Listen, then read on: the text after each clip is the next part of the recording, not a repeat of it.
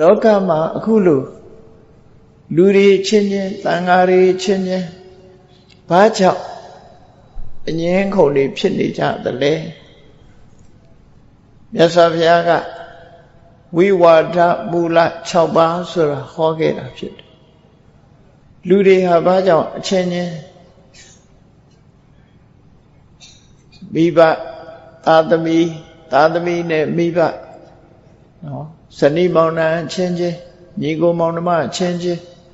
မိသားစုတွင်ချင်းချင်းတူနဲ့တူတရားကွက်ဆိုတာလို့လူတွေဟာဘာကြောင့်အငြင်းပွားနေကြသလဲအငြင်းပွားနေတာဟာအမှန်တရားကိုမရှုနိုင်ကြလို့သာအငြင်းပွားတာဖြစ်တယ်လို့မြတ်စွာဘုရားကဝိဝါဒမူလ6ပါးလောကကြီးတစ်ခုလုံးအငြင်းပွားနေခြင်းဟာရှင်တွေကအဆိုးတရားတွေကြောင့်ပဲလို့ဝိဝါဒမူလသုတ်တံမှာအဲ့လိုဟောထားတာဒီနေရာမှာဖြစ်ဆွဲမှတ်သားနာယူကြရမှာဖြစ်တယ်ပေါ့ဝိဝါဒမူလ6ပါးဆိုတာဘာလဲလို့ဆိုရင်နော်ကောဋဥပနာဟစိတ်တူခြင်းနဲ့အညိုအတေးထားခြင်းလူတွေဟာထိခနဲ့ရှိရင်စိတ်တူတတ်တယ်စိတ်မရှိဘူးမိဘကလည်းသာသမီပေါ်စိတ်ရှိခြင်းမရှိတယ်သာသမီကလည်းမိဘပေါ်စိတ်ရှိခြင်းမရှိတယ်ညီကိုမောင်နှမအချင်းချင်းလည်းစိတ်မရှိဘူးစိတ်တူကြတယ်အဲ့ဒီစိတ်တူခြင်းဟာအငြင်းပွားခြင်းရဲ့အကြောင်းပဲဖြစ်တယ်ဒါကြောင့်မို့စိတ်တူမယ်ဆိုရင်စိတ်မတူအောင်ကိုယ့်ကိုပြုပြင်ရမှာဖြစ်တယ်မှန်ကန်စွာနှလုံးသွင်းပြီးတော့ကောဋဆိုတဲ့စိတ်တူမှုဒေါသတရားကိုလျှော့ချကြရမှာဖြစ်တယ်အဲ့ဒါကိုမလျှော့ချနိုင်ဘူးစိတ်တူတာပဲခုံယူပြီးတော့ငါကမရဘူးထိခနဲ့ရှိစိတ်တူတယ်ငါစိတ်ကိုလာမစမ်းနဲ့လို့ဆိုတာမျိုးတွေမလုပ်ဖဲနဲ့အေးငါစိတ်တူမိတာမှားပါတယ်နောက်မဖြစ်စေရပါဘူးဆိုပြီးစိတ်တူမှုကိုလျှော့ချဖို့လိုအပ်တယ်ပေါ့ဘာနဲ့လျှော့ချရမလဲလို့ဆိုလို့ရှိရင်အမှန်တရားကိုဆင်ခြင်သုံးသပ်ခြင်းဖြင့်လည်းလျှော့ချနိုင်တယ်ဒေါသရဲ့အပြစ်ကိုရှုမြင်သုံးသပ်ခြင်းဖြင့်လည်းလျှော့ချနိုင်တယ်တစ်ဖက်သားအပေါ်မှာအပြစ်မမြင်မဲနဲ့မေတ္တာသက်ဝင်ခြင်းဆိုတဲ့အကောင်းမြင်တဲ့ရှုမြင်သုံးသပ်ချက်ဖြင့်လည်းလျှော့ချနိုင်တယ်အပြစ်ကိုရှုပြီဆိုရင်ဒေါသဖြစ်မှာပဲအပြစ်ကိုဘယ်တော့မှမရှုနဲ့ကောင်းတဲ့ကွက်ကလေးကိုသာရှုကောင်းကွက်ကိုရှာမေတ္တာကိုပွားလူဆိုတာအဆိုးကြီးမဟုတ်ဘူးအကောင်းလည်းရှိတယ်လူတိုင်းမှာအဆိုးကြီးမဟုတ်ဘူးအကောင်းတွေလည်းရှိကြဒါကြောင့်မို့ကောင်းတာလေးကိုကြည့်ပြီးတော့အဆိုးကိုမေ့ထားလိုက်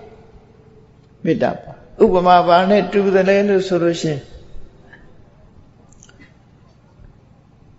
ရေအလွန်စားနေတဲ့ပုဂ္ဂိုလ်တယောက်ခီးသွားရင်ရေစားတယ်ရေတောက်စရာရေအိုင်ကြီးတစ်ခုတွေ့တယ်သို့တော့အဲ့ဒီရေအိုင်ကြီးကအပေါ်က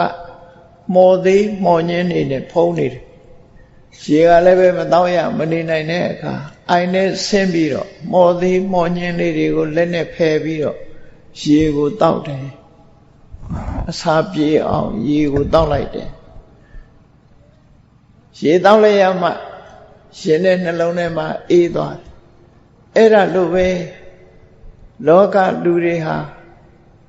တယောက်ယောက်အပေါ်မှာအပြစ်မြင်နေပြီဆိုရင်လူဆိုတာအပြစ်လည်းရှိတယ်အဆိုးလည်းရှိတယ်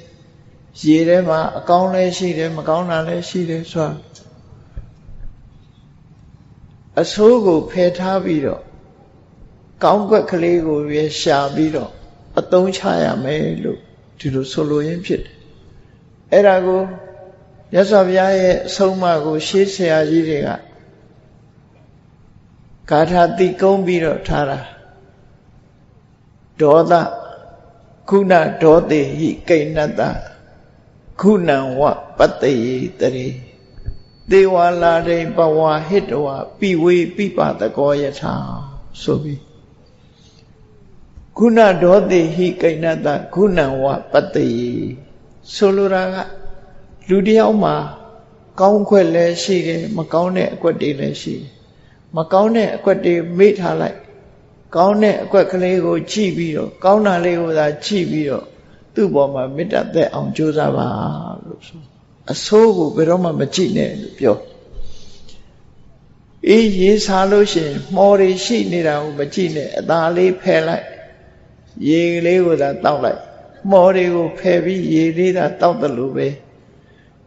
မကောင်းတာတွေကိုဖယ်ထားပြီးကောင်းတဲ့အကွက်ကလေးကိုသာနှလုံးသွင်းဆင်ခြင်ပြီးတော့မေတ္တာသက်ဝင်အောင်ကြိုးစားပါလို့ဒီလိုဆိုလို့ပေါ့နော်နောက်ဆုံးမှာ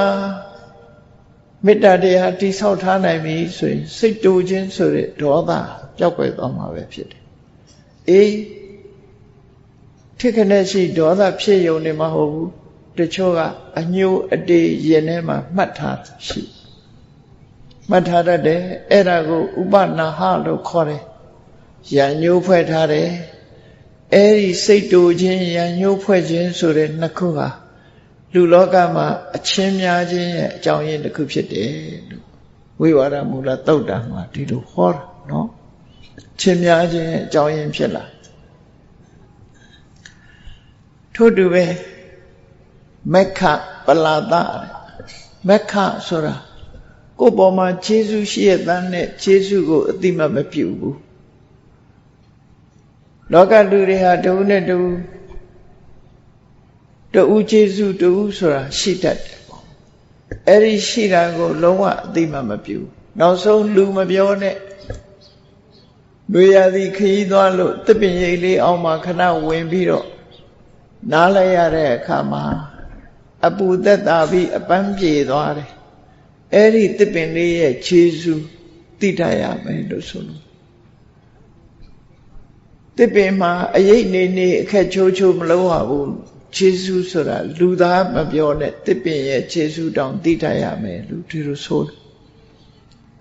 အဲ့ဒါကြောင့်ရှိတဲ့ခြေဆုကိုခြေဖြတ်တာမျိုးမလုံးရဘူးခြေဆုကမ်းတာမျိုးဟာအငြင်းပွားခြင်းရဲ့အကြောင်းတစ်ခုပဲဖြစ်တယ်ပလာဒဘယ်သူမှဘိုးမထားဘူးဆိုတဲ့စိတ်ဓာတ်မျိုးဟာလည်းပဲ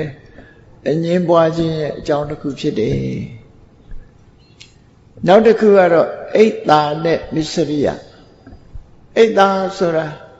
တစ်ဖက်သားကြီးပွားလာရင်မနာလိုဘူးမစ္စရိယဆိုတာကိုကြီးပွားသလိုမကြီးပွားစေခြင်းဘူးအဲ့ဒီနှစ်ခုဟာလည်းပဲလူလောကမှာလွှမ်းမိုးနေသည့်အတွက်ကြောင့်လူတွေဟာမနာလိုစရာနဲ့ကြုံတွေ့ရင်မထိန်နိုင်ကြဘူးကိုအောင်မြင်နေတဲ့အခါသူများအောင်မြင်တော့မှကိုလည်းပဲမလိုလားကြဘူးဒါကြောင့်မို့တဦးနဲ့တဦးဟာအငြင်းပွားမှုတွေဖြစ်နေတာလို့မြတ်စွာဘုရားဟောတယ်နောက်တစ်ခုကတော့တထနဲ့မာယာတထဆိုတာကောက်ကျစ်ဆင်လဲခြင်း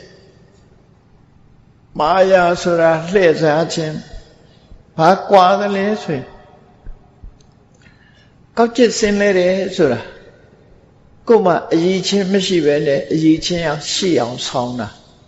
ဂုံမရှိပဲနဲ့ဂုံရှိအောင်ဆောင်းတာကောက်ကျစ်ဆင်လဲတယ်လို့ပြောတယ်မာယာဆိုတာကိုမဟုတ်တာလှုပ်ထားတာကိုဖုံးကွယ်ဖို့ကြိုးစားတာလူမသိအောင်ဖုံးကွယ်ဖို့ကြိုးစားတာမာယာအဲ့ဒီနှစ်ခုဟာလည်းပဲ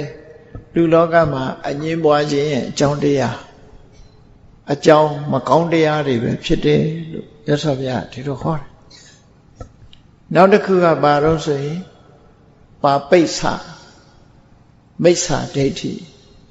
ပါပိဿဆိုတာအောက်တန်းကျတဲ့စိတ်ဓာတ်အောက်တန်းကျတဲ့အလိုဆန္ဒရှိဘယ်တော့မှမြင့်မြတ်တဲ့စိတ်နေသဘောထားမထားဘူးအောက်တန်းကျတဲ့နည်းတွေနဲ့အသုံးပြုကြဆိုပါစို့ဒီမိမိကိုယ်တိုင်ကြိုးစားအားထုတ်ပြီးအောင်မြင်ရမယ့်ကိစ္စမျိုးကိုကြိုးစားအားထုတ်ခြင်းမပြုဘဲနဲ့ဖြတ်လန်းကရခြင်းအဲ့ဒါမျိုးပါပိဿလို့ခေါ်ဖြတ်လန်းကနေပြီးတော့မမှန်မကန်နီးလန်းနေနဲ့ထက်တန်းရအောင်ကြိုးစားတယ်ပါပိဿမိစ္ဆာဒိဋ္ဌိအမြင်မှန်ကန်တဲ့အမြင်မရှိဘူးမှားရွံ့တဲ့အမြင်တွေရှိတယ်အဲ့ဒီနှစ်ခုဟာလည်းပဲဝိဝါဒမူလလို့ခေါ်တယ်အငြင်းပွားခြင်းရဲ့အကြောင်းတရားပဲဒါတွေမဖယ်ရှားပဲနဲ့လူလောကဟာတဦးနဲ့တူသ င့်မြတ်တာမှုဆိုတာမရှိနိုင်ဘူးရင်ထဲကဒီအစိုးတရားတွေကိုဖယ်ရှားပြဖို့လိုအပ်တယ်နောက်တစ်ခုကအဆိုးဆုံးကဘာလဲလို့ဆိုတန်ဒိဋ္ဌိပရမတိလောကလူတွေဟာကိုယ်အမြင်ကမှအမှန်တခြားလူရဲ့အမြင်ဟာအမှားကိုယ်ဟာကိုယ်မှအမှန်ကြာမိရဆိုတာကြားဘူးကြတယ်မဟုတ်လားကိုပြောလိုက်တဲ့စကားတစ်ခုဟာမှန်သိရင်ကိုမခံကြဘူးရှေးတုန်းကပြောခဲ့တဲ့စကားတစ်ခုကြာမိရတဲ့ဘာလဲလို့ဆိုလို့ရှိရင်လူမမတယောက်ကြည့်ဖို့ဆိုပြီးတော့ဆရာတဦးသွားပင်တော့လူမမာကအဖျားတက်နေလို့စောင်းကြီးခြုံပြီးတော့အိတ်နေဆရာရောက်လာတဲ့အခါကျတော့လူမမာခေါင်းမူးခြုံအိတ်နေတာဆိုတော့မသိဘူးလက်ကိုဆွဲပြီးတော့စမ်းလိုက်တယ်လူမမာရဲ့ယောဂဘာတော့ဆိုတာလက်ဆွဲပြီးတော့စမ်းလိုက်တဲ့အခါကျတော့ဆရာကချက်ချင်းအဖြေထုတ်လိုက်တယ်ဒါမိယယောဂပဲလို့ပြောတာနော်မိယယောဂပဲဆိုပင့်လာတဲ့လူကမျက်လုံးပြူးသွားတာဆရာလူမမာကယောက်ျားကြီးဗျယောက်ျားကြီးကိုမိယယောဂလို့ပြောတော့ထူးဆန်းသွားတာပေါ့နော်ဆရာယောက်ျားကြီးဗျလို့ပြောတော့ကြာကွာမိယဖဲလို့ပြောမပြင်းတော့တာပြောတာနော်အဲ့ဒါမျိုးကိုတန်ဒိဋ္ဌိပရမတိလို့ခေါ်တယ်အငင်းပွားเสียကိုမှားသွားရင်အေးဟုတ်တယ်ငါမှားသွားတယ်ငါယောက်ျားလားမိန်းမလားမသိလို့ဒီလိုပြောမိပါတယ်ဆိုရင်ပြဿနာမရှိတော့မဟုတ်တော့ဘူးသူ့အမားကိုဆက်ပြီးတော့အတည်ပြုတယ်အမှန်လို့တယ်ကြာမိရဆိုပြီးတော့ပြောလိုက်တယ်အဲ့ဒီကစပြီးကြာမိရဆိုတဲ့ကပေါ်လာခဲ့တာနော်လောကမှာကြာမိရ